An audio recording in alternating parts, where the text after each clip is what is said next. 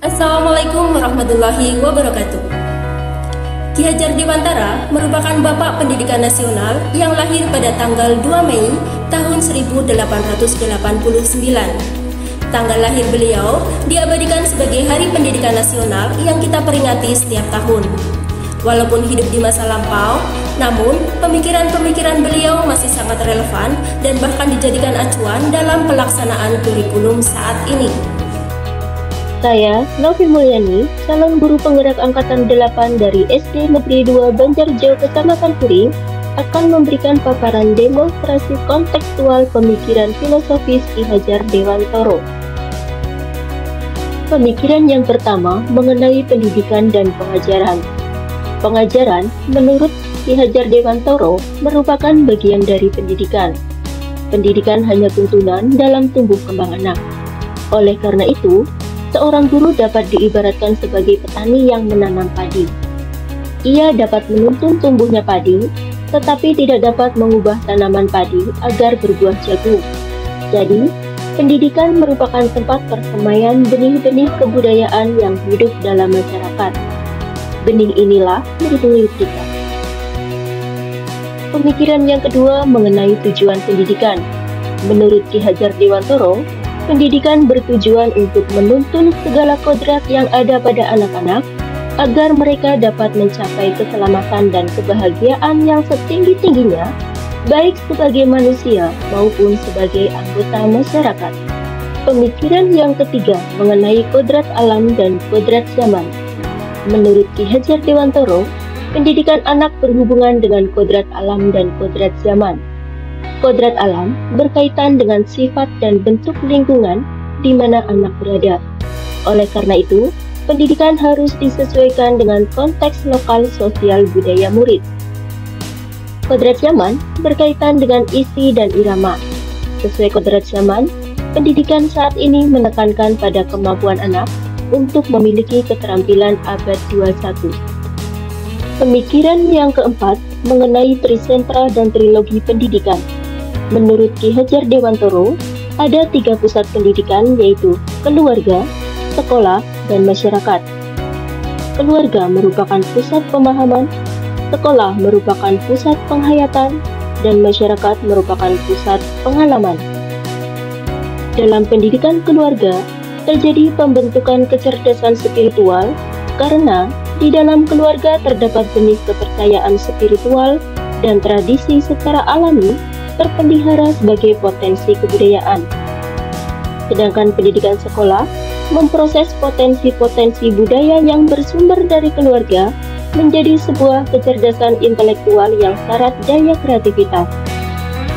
Dalam pendidikan masyarakat, terjadi penanaman bibit kecerdasan intelektual dalam berbagai wujud keahlian menjadi sebuah kecakapan dan keterampilan hidup.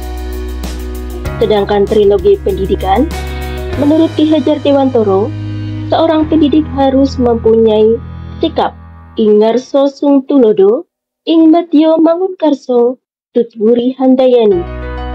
Ing ngarsa sung tulodo memiliki makna di depan memberi teladan, ing madya mangunkarso di tengah memberi bimbingan, sedangkan tutwuri handayani memiliki makna bahwa seorang pendidik di belakang memberi dorong.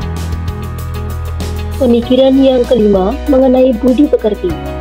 Penanaman budi pekerti sangat penting diterapkan dalam pendidikan di sekolah, karena sejatinya pada diri manusia, dorongan yang berasal dari nafsu atau karsa akan dipertimbangkan oleh akal pikiran atau cipta, serta diperhalus oleh perasaan atau rasa sebelum akhirnya berbuah menjadi perilaku atau pekerti.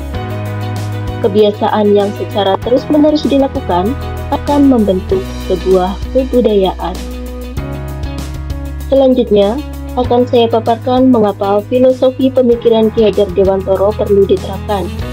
Ada 4 alasan.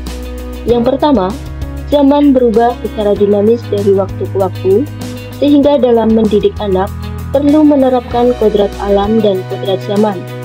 Yang kedua, pentingnya melestarikan nilai-nilai budaya lokal yang terintegrasi dalam pendidikan.